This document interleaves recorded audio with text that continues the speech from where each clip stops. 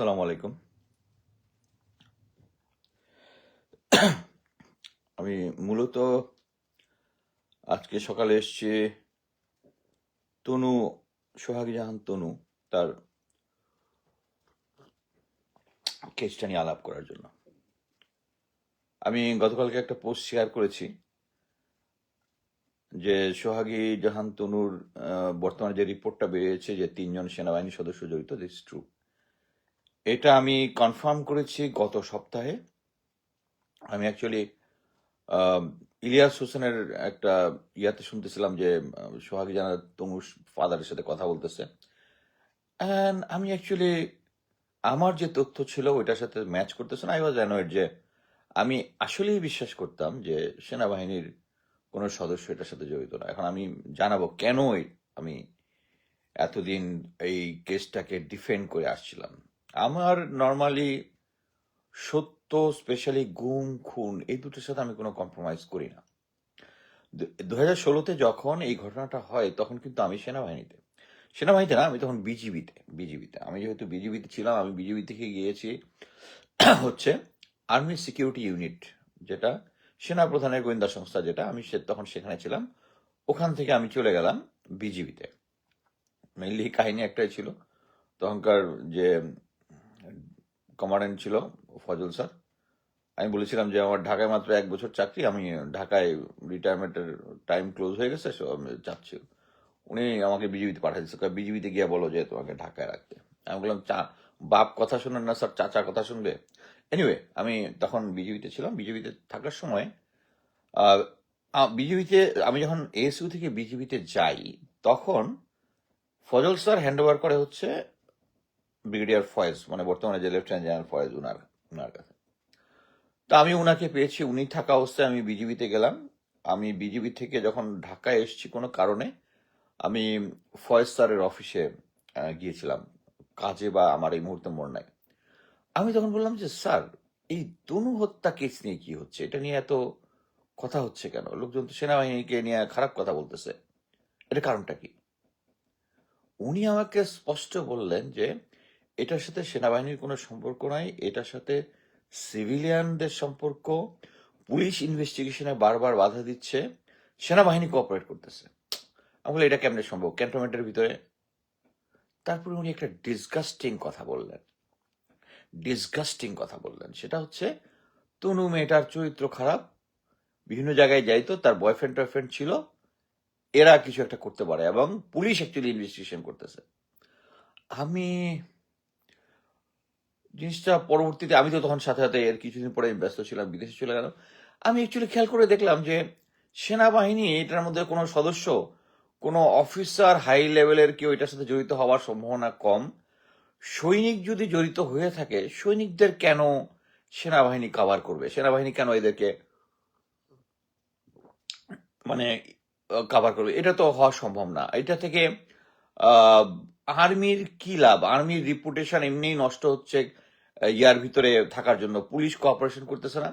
So আরেকটা জিনিস হচ্ছে, লেফটেন্যান্ট জেনারেল ফয়েজ, যিনি এখন লেফটেন্যান্ট জেনারেল, এই সময় এডিসি আদা আছেন, ওনার সাথে আমি একই ক্যান্টনমেন্টে কথা বলছি, ওনার বাসায় 1000 বার গেছি, দাওয়াত খাইছি, আমরা পিঠাপিঠি করছে, উনি 23 লং করছে, 24 লং করছে, এক্সট্রিম একটা ভালো সময়, একসাথে খেলাধুলা করছি। উনি আমাকে এই ব্যাপারে, এবং আমি এএসইউর অফিসার, এএসইউ থেকে আমি গিয়েছি, আমি এএসইউ অফিসার, উনার কাছ থেকে অরিজিনাল তথ্য না নিয়ে আমাকে ম্যানিপুলেশন তথ্য দিবে, এটা আমার কাছে বিশ্বাসই হয় নাই। I truly believe him, because এটা হচ্ছে ইন্টেলিজেন্স এথিক্স। আমি ইন্টেলিজেন্সে চাকরি করছি, যে ইউনিটে চাকরি করতেছি, ওই ইউনিটের বস আমাকে সত্য গোপন করবে, এটা আমার মাথায় আসে নাই। এটা আমি অ্যাকচুয়ালি একদম মাথায় নিতেই পারি নাই। এখন আসি হচ্ছে মেইন কাহিনীতে। 2016-তে যখন এই ঘটনা হয়, তখন সেখানে জিওসি ছিলেন হচ্ছে এনায়েত, আর সেনাপ্রধান ছিল লেফটেন্যান্ট জেনারেল বেলায়েত। তখন বোধহয় মানে ফুল জেনারেল হয়নি, লেফটেন্যান্ট জেনারেল বেলায়েত। আমি শুধু কিছু বলবো যে সমস্ত আমি সত্য জেনেছি। একটা হচ্ছে, যখন এই ইনভেস্টিগেশন হয়, পুলিশ তিনজনের যে ডিএনএ স্যাম্পল শুক্রাণু যে তনুর দেহে পাওয়া গেছে, এটা তারা জেনে সেনাবাহিনীকে অ্যাপ্রোচ করছে, সম্ভাব্য তিনজনের, এবং বিভিন্ন ইন্টারভিউশনের মধ্যে কয়েকজনের নামও পাইছে, তিনজনের নামও পাইছে। সেই তিনজন হচ্ছে এখন আপনারা যেটা শুনতেছেন, সিনিয়র ওয়ারেন্টার হাফিজ, সার্জেন্ট জাহিদ, আর একটা বোধহয় সৈনিক শাহিনুল। এই তিনজনের নাম আছে, কিন্তু এই তিনজনকে সেনাবাহিনী দেয় নাই। কেন দিবে না? এটা হচ্ছে, ইট মেক নো সেন্স। আচ্ছা, এর সময় আমি ওই আমলে যখন 2016 সালে, তখন পত্রিকায় বিভিন্ন, এবং আমি কিছু লোকজনের সাথে কথা বলে যেটা জেনেছিলাম সেটা হচ্ছে যে মেজর জেনারেল এনায়েতের স্ত্রী ম্যাডাম এই তনু যেহেতু নাটক, গান টান বা এই ধরনের সাংস্কৃতিক কার্যক্রম করতো, ক্যান্টনমেন্টের একটা অনুষ্ঠানে তাকে জয়েন করতে বলে। সেই জয়েন করতে বলায় ওই একই দিনে তনুর কলেজের একটা অনুষ্ঠান ছিল, এবং তনু অ্যাকচুয়ালি এটা ডিনাই করেছে, এবং এই ডিনাই করাটা নাকি জিউসি ম্যাডাম খুব খারাপভাবে নিছে। বাট এটার সাথে খুনের সহায়তা করছে এটা আমি বলতেছি না। এর পরবর্তীতে যেটা হলো, এখন আমি যেটা জানি না সেটা হচ্ছে এই তিনজন সৈনিকের, এখন ওয়ারেন্ট অফিসার হওয়া মানে হাফিজ মানে হচ্ছে, তো ওই সময় ওয়ারেন্ট অফিসার ছিল না, এরা কি জিওসি স্টাফ ছিল? এটা আমি কনফার্ম করতে পারিনি। জিওসি স্টাফ বা আশেপাশে যদি হয়ে থাকে তাহলে হয়তোবা তাদেরকে ডাকতে গেছিল, বাট পরবর্তীতে এরা একটা সিচুয়েশনের অ্যাডভান্টেজ নেওয়ার জন্য এই কাজটা ঘটাইছে, কারণ এদের ডিএনএ স্যাম্পল তার শরীরে পাওয়া গেছে। এটা নিশ্চিতভাবেই প্রমাণ করে যে তারা এই ধর্ষণের সাথে এবং ইয়ার সাথে জড়িত ছিল। কিন্তু সেনাবাহিনী কেন এটার ব্লেমটা নিবে? This is disgusting. এটা কোনোভাবেই আমার মাথার মধ্যে আসে না যে সেনাবাহিনী কেন এটারে নিবে। This is a big issue. It's not a big issue. It's not a big issue. আমাদের সমাজে ধর্ষণ হয়, হত্যা হয়, এবং আমাদের সমাজের যে সমস্ত মানুষরা আছে তারাই সেনাবাহিনীতে আছে। সো এখানে একটা ইয়া হবেই। আমি যখন সাতচল্লিশ বেঙ্গলে ছিলাম, এরকম বিভিন্ন এক্সারসাইজের সময় 3টা কেস ছিল, 3টা কেস। প্রথমটাকে সিও সম্ভবত র্যাঙ্ক ডাউন করছিল, পরবর্তীটারে 30 দিনের জেল দিছে, প্রথমটারে 30 দিন জেল দিছে, এরপরটারে 89 ডেজ দিয়ে চাকরিতে রাখছে, এরপরটাকে চাকরিচ্যুত করছে। যেহেতু এই জিনিসটা, এটা সেনাবাহিনীর মধ্যে কেন প্রতিটা জায়গাতেই থাকবে, প্রতিটা জায়গাতেই থাকবে, কিন্তু সেনাবাহিনী এটাকে প্রোটেক্ট করবে এটা আমি নিতেই পারতেছি না। এবং আমি অ্যাকচুয়ালি আমি যেটা সাপোর্ট করি বা যেটা আমি বিশ্বাস করি, আমি এটা স্ট্রংলি বলি, এটা আর্মির ফরে যাক আর বিরুদ্ধে যাক, স্পেশালি আর্মি অন্যান্যগুলো ইস্যুগুলো আমি অ্যাভয়েড করলেও গুম খুনের সাথে সেনাবাহিনী জড়িত, এটার মধ্যে কোনো ইয়া নাই। এটা হচ্ছে একটা খুনের কেস, মার্ডার, ধর্ষণ এবং মার্ডার সবচেয়ে এই ধরনের অরিজিনাল সিনের মধ্যে সবচেয়ে ডেঞ্জারাস, যেটা সবচেয়ে কঠোর যেটা। সো এটাকে সেনাবাহিনী সাপোর্ট করছে, এটা একটা অ্যাবসার্ড জিনিস। আমি শুধু এখন এটার সাথে আরেকটা অ্যানালাইসিস দিব, সেটা হচ্ছে সেনাবাহিনীর যে গোয়েন্দা সংস্থা, এটা এক সময় পর্যন্ত শুধু যারা গোয়েন্দা কোয়ালিফাইড অফিসারদের দিয়েই কন্ট্রোল হতো। এই জিনিসটা আমার চোখে পড়েছে প্রথমে হচ্ছে সেনাবাহিনীতে, আমি বলি 2 বা 3 ধরনের অফিসার আছে। প্রথম একটা হচ্ছে লেখাপড়ায় খুব ভালো করছে সামনের দিকে, এবং তারা এত বেশি ক্যারিয়ারিস্ট হয়, এই ক্যারিয়ারে উপরে যাওয়ার জন্য তারা যে কোনো অনিয়ম করতেও পিছপা হয় না। এই ট্রেন্ডটা প্রথমে শুরু করলো হচ্ছে জেনারেল ইকবাল করিম ভুইয়া। উনি কাকে নিয়ে আসলেন কমান্ড্যান্ট হিসেবে? ব্রিগেডিয়ার ফজল। ব্রিগেডিয়ার ফজল কোন ফজল? এই ব্রিগেডিয়ার ফজল হচ্ছে, আপনারা দেখেছেন না, এই যে এটা কি বলে,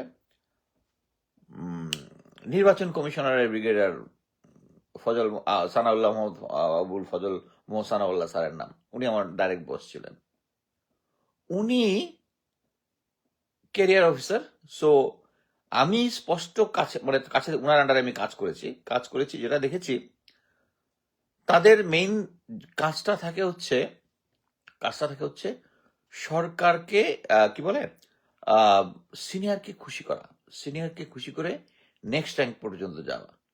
এই ফজল স্যারকে দেখেছি যে যখন সেনা প্রধান উনি চেঞ্জ হয়ে বেলাল স্যার আসবেন, তখন আমাদেরকে মানে 7 দিন বা তারও কম একটা ডেট দিল।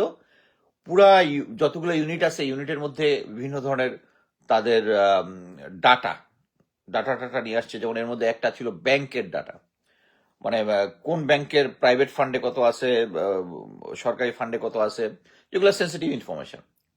আর চাইলো 7 দিনের মধ্যে। আমি ওনার এক স্টাফকে বললাম যে তোমরা যে এইভাবে চাইলা, এটা চাইতে হলে তোমাকে অ্যাটলিস্ট মাসখানেক টাইম দিতে হবে।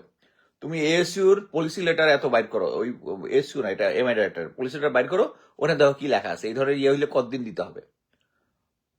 মোট কথা হচ্ছে তারা পলিসি টলিসিরা তাদের হচ্ছে সিনিয়রকে খুশি করতে হবে। So I was very lucky যে আমি যেহেতু পুরোনো গোয়েন্দা সংস্থা, সো ইউনিট থেকে এই তথ্য পাওয়া যাবে না, সো আমি ব্যাংকের সাথে কোনো একটা আন্ডারস্ট্যান্ডিং ডিলিংসে আমি সমস্ত ইউনিটের সবকিছু নিয়ে আসছিলাম, আমি সবকিছু তথ্য জোগাড় করছি। বাট কথা that was A policy violation to support senior. Same জিনিসটা হয়েছে। আমি ইভেন আমি এর আগে একবার বলেছিলাম, এই ফজল স্যারকেও আমাকে একজন হানি ট্র্যাপ করার চেষ্টা করেছিল আমি যখন মিশনে ছিলাম। আমি হানি ট্র্যাপের সমস্ত তথ্য ফজল স্যারকে দিয়েছিলাম। হ্যাঁ, আমার নামে যে নারী কেলেঙ্কারি অনেক কিছু ফটোকার্ড বানায় না, এটা কিন্তু দেয় নাই, কারণ ওটা হচ্ছে শালা এক্সপোজ হয়ে যাবে তো, কারণ যে করতে চাচ্ছিল সে হচ্ছে ভারতীয় এজেন্ট। আমি স্যারকে যখন এগুলো দিলাম, আমি ওই আগেই বিদেশকে পাঠালাম, আসলে আমার আমার কনভারসেশন ওকে দিলাম। ওনার শুধু একটাই কথা, তুমি বাইচে গেছো। বাট দেশের, তখন তো আওয়ামী লীগের সময়, দেশের পক্ষে বিদেশের হয়ে কাজ করতেছে, উনি যেটা ডিক করবে গোয়েন্দা অফিসারে, এই ড্রাইভটা নাই। আমি বলতে চাচ্ছিলাম যে প্রফেশনাল গোয়েন্দা সংস্থার প্রফেশনাল গোয়েন্দা হইলে এটা সে ডিক করতো, বাট তারা ডিক করে নাই। সেম জিনিসটা উনি হ্যান্ড ওভার করে দিয়েছে ফয়েজ স্যারকে, এবং ফয়েজ স্যার সেম জিনিস, ওনারা হচ্ছে কেরিয়ার গোছানোর জন্য তারা যা ইচ্ছা তাই করবে।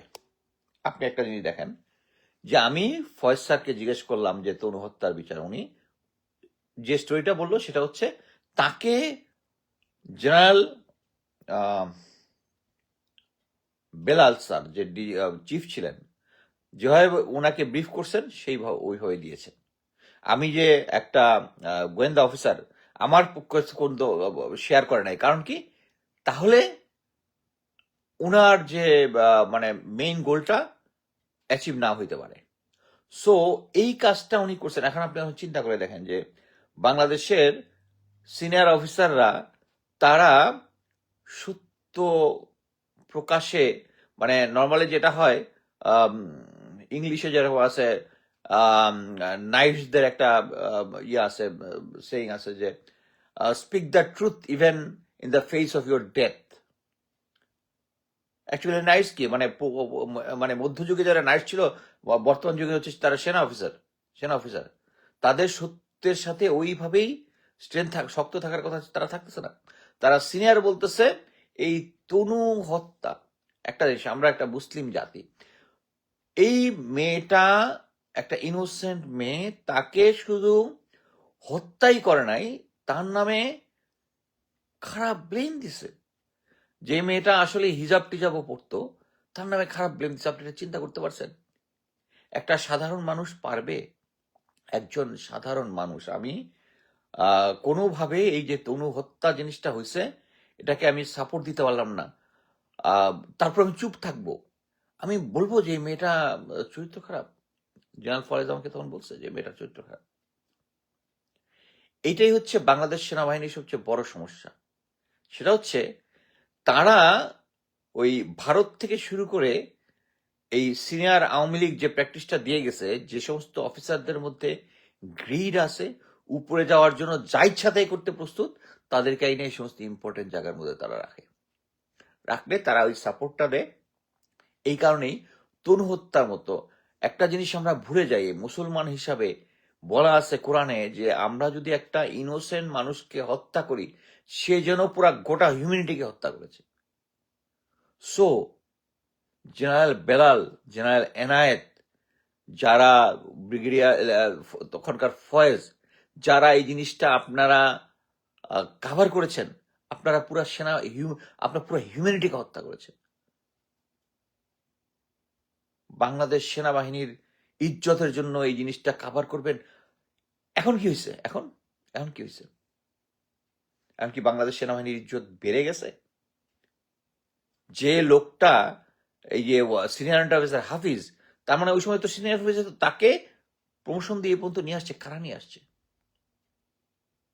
Disgusting, disgusting. এইটাই হচ্ছে সেনাবাহিনীর মানে, যে এই জন্যই আমি বারবার আমার আগের ইয়ারটাতে বলেছিলাম যে আমাদেরকে সেনাবাহিনীতে একটা কমিটি করতে হবে, কমিশন করতে হবে, যে কমিটিতে ভারতের সাথে যারা এই ধরনের কাজ করেছে, ভারতের সাথে যারা আন্ডারস্ট্যান্ডিং এ গেছে, এখনো ভারতের সাথে কানেক্ট রাখতেছে, এটা যে একটা কবিরা গুণা, এটা যে একটা কবিরা গুণা।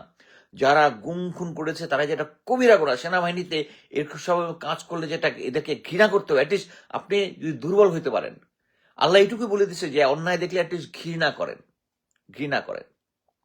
ওই যে আরেকটা যে বলতেছিলাম যে সেনাবাহিনীকে নষ্ট করতে হচ্ছে এই গোয়েন্দা সংস্থাগুলোতে।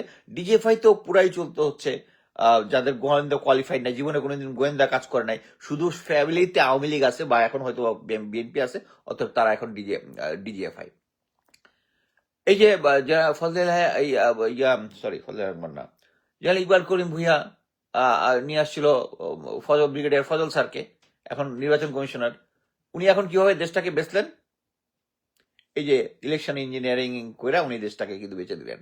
সো এখানে হচ্ছে যারাই সিনিয়রের সাথে লয়ালিটি শো করবে তারাই ইম্পর্টেন্ট জায়গাতে যাবে, তারাই প্রমোশন পাবে। এটা একটা সিস্টেম করে ফেলছে, সিস্টেম করে ফেলছে।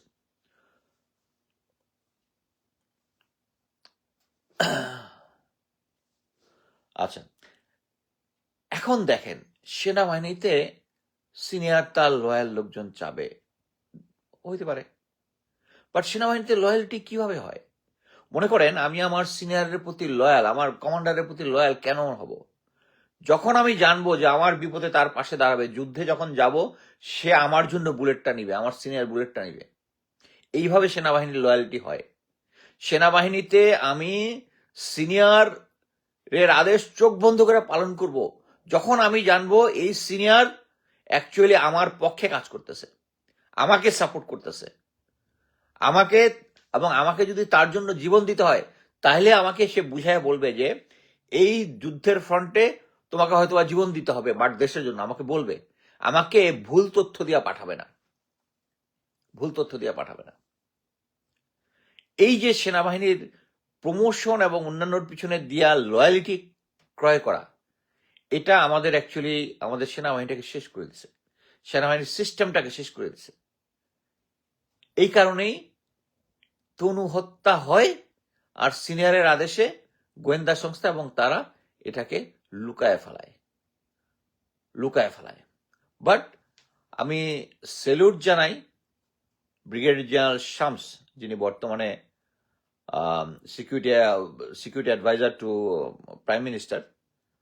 আমি এই সরকারের সমস্ত কিছু সাপোর্ট করি না, তাদের ভারতের আজ্ঞাবহ নীতি পছন্দ করি না, বাট এই তনু হত্যা মামলার কেসটা সামনে নিয়ে আসার জন্য আমি ব্রিগেডিয়ার শামসকে অভিনন্দন জানাই, অভিনন্দন জানাই। এটা অবশ্যই ওনার একটা ইনিশিয়েটিভ ছিল, আমি যেটা জেনেছি। আমি আশা করি যে একে একে এই বিডিআর পিলখানা হত্যাকাণ্ডের ঘটনাটাও যেন সামনে চলে আসে, সামনে চলে আসে, এবং এটার জন্য যে বিচার যেটা হয় এটা যেন হয়। এখানে আমি মানে আই বি টু ক্রিটিক্যাল, সেটা হচ্ছে আমি ধরে নিব যে হ্যাঁ এটার সাথে ভারতের কোনো সম্পর্ক নাই, কারো হিসাব কিতাব নাই, যে সমস্ত সিনিয়ররা ধরা খাবে তাদের সাথে কোনো ইয়া নাই, অতএব এটাকে ধরেছে। বাট স্টিল আমি এটা সাধুবাদ জানাই, সাধুবাদ জানাই। কারণ একটা সেনাবাহিনীকে শুদ্ধ করতে হইলে সেনাবাহিনী ক্রিমিনালকে সাপোর্ট করে এটা হইতে পারে না, এটা হইতে পারে না, এটা হইতে পারে না। আমি আশা করব ব্রিগেডিয়ার জেনারেল শামস স্যার এই যে 15 জন যারা গুম খুনের সাথে জড়িত তাদেরকে ইমিডিয়েটলি ফোর্স রিটায়ার্ড পাঠিয়ে সিভিল জেলে পাঠাবেন। সেনাবাহিনীর সুনাম যেটা আছে, আমরা যে সুনামটা রেখেছি। আমরা যেটা যে সময়ে সেনাবাহিনীতে চাকরি করেছি, যেটা দেশে বিদেশে যে সুনামটা ছিল, যেখানে বিদেশি ডিপ্লোমেটরা বলতো যে আমরা বাংলাদেশকে চিনি হচ্ছে বাংলাদেশি পিস কিপারদের মাধ্যমে। বাংলাদেশের দেশের জনগণের যে আস্থা যেটা ছিল সেই জিনিসটার মাধ্যমে। সো আমাদেরকে এখন যারা ভারতে যারা প্রশিক্ষণে যায়, তাদেরকে যখন দেশে ফেরত আসে তাদেরকে ডিটেলস ডিব্রিফিং করতে হবে। আমাদের অনেকে মনে করে যে ডিজিএফআই কে বিলুপ্ত করে দেওয়া উচিত। বিলুপ্ত করে দেওয়া উচিত না। এই ডিজিএফআই এনএসআই কে থাকতে হবে। তাদেরকে আমাদের যে সমস্ত গোয়েন্দা সংস্থা আছে, আমাদের যে যারা রাজনৈতিক দল আছে, তাদের লোকজন ভারতের সাথে বা সেনাবাহিনীর লোকজন যারা ভারতের সাথে যোগাযোগ রক্ষা করে করে এটা ধরার জন্য এবং এটা ধরে এদেরকে প্রসিকিউট করার জন্য আমাদের গোয়েন্দা সংস্থার দরকার আছে। কিন্তু সরকার নিজেই যদি গোয়েন্দা সংস্থার মানে ভারতের সাথে আপোষে করে, তাহলে কি হবে? আপনি সবাইকে রেকমেন্ড করবো যে আজকে পিনাকি দাদা একটা এক্সিলেন্ট এপিসোড করছে, এক্সিলেন্ট। আপনারা সবাই সেটা দেখেন। এবং আমি আমার বক্তব্য এখানেই শেষ করবো এটা বলে যে সেনাবাহিনী খুনি এবং ধর্ষককে সাপোর্ট দিয়েছে, তাদেরকে রক্ষা করেছে, তাদেরকে জেলে যাওয়া থেকে রক্ষা করেছে। এর থেকে ডিসগাস্টিং আর কিছু হতে পারে না। জেনারেল বেলাল সেনাবাহিনী প্রধান ছিলেন। ওনাকে আমি যেভাবে জানি সেটা হচ্ছে উনি হচ্ছে পিছলা টাইপ মানুষ। উনি যখন ইয়াতে কোনো ডিসিশন লেখেন, চিঠির পিছনে কি করতে হবে ওটা পেন্সিল দিয়ে লেখেন। পেন্সিল দিয়ে লেখেন কি জন্য? যদি ভুল ডিসিশন হয় যেন উনি ডিনাইবিলিটি করতে পারে। এটা উনি একদম সিও থাকাকালীন সময় থেকে প্র্যাকটিস করতেন। এখন আপনি দেখেন যে আপনার প্ল্যানিং এবং আল্লাহর প্ল্যানিং, আপনি এটাতে সাপোর্ট দিয়েছেন। এটা কিন্তু দেশের জনগণ এখন জেনে গেল যে জেনারেল বেলাল আপনি কি ধরা খেলেন না? এখন দুনিয়াতে ধরা না খেলো, আল্লাহর কাছে তো আপনি ধরা। কারণ একটা নিরীহ তনু, একটা নিরীহ মানুষকে মারা গেছে, এটা ধামাচাপা দিতে এবং জাস্টিস আপনি ইয়া করছেন। আল্লাহর কাছে কি বিচার দিবেন? সবাই মানে ইভেন আমেরিকাতেও ট্রাম্প সরকারও মানে সোশ্যাল মিডিয়ার উপরে পিসড অফ। বাট আমি সোশ্যাল মিডিয়ার ভালো দিকটা এটাই দেখি যে লোকজন আছে এখানে সত্য বলতে পারে।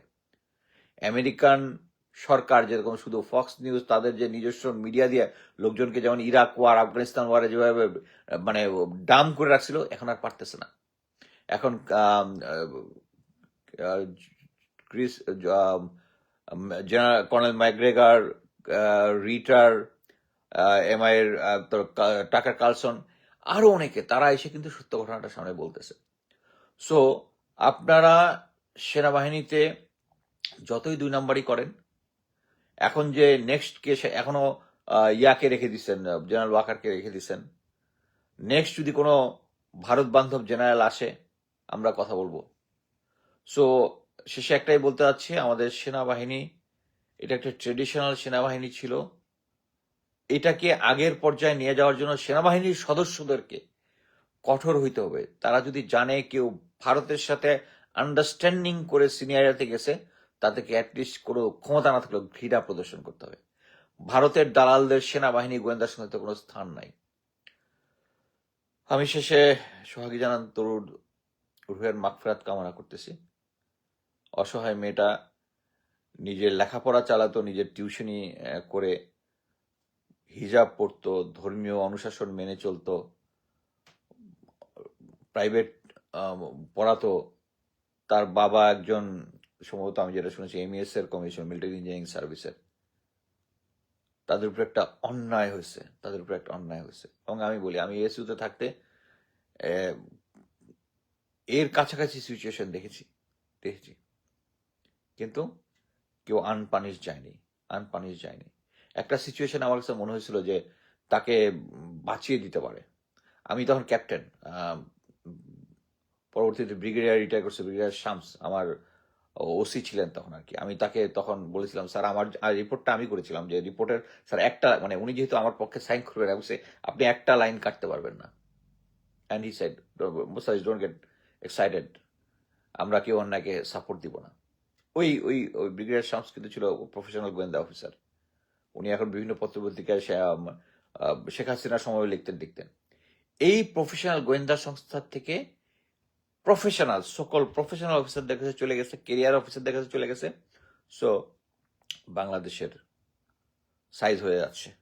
তারা সিনিয়র মার্ডার বললেও এই মার্ডারকে তারা অ্যাকসেপ্ট করে তাদের নেক্সট কেরিয়ারের জন্য। বাংলাদেশের এই ইয়াটা আমাদেরকে কি বলবো যে ওয়াইপ আউট করতে হবে। সেনাবাহিনীতে প্রফেশনাল সেনাবাহিনীটাকে আবার প্রফেশনাল জায়গায় নিয়ে যেতে হবে। আশা করি ব্রিগেডিয়ার শামসকের যেভাবে এভাবে প্রশংসা করতে পারলাম, ফিউচারে এই বিডিআর হত্যাকাণ্ড নিয়ে যে বিচার যেটা হবে, শাহবাগ নিয়ে যে বিচারটা হবে, সাগররুনি নিয়ে যে যদি বিচারটা হয়, আমি যদি সেভাবে সাপোর্ট করতে পারি এবং ভারত থেকে যেন আমরা ভারতের সাথে যাতে আমরা আন্ডারস্ট্যান্ডিং করে যেন সরকার না আসতে পারি। তাদেরকে বুঝতে হবে যে ভারতের সাপোর্টে সরকার টিকিয়ে রাখা থেকে জনগণের সাপোর্টে টিকিয়ে রাখাটা আরো বেশি সহজ। ধন্যবাদ।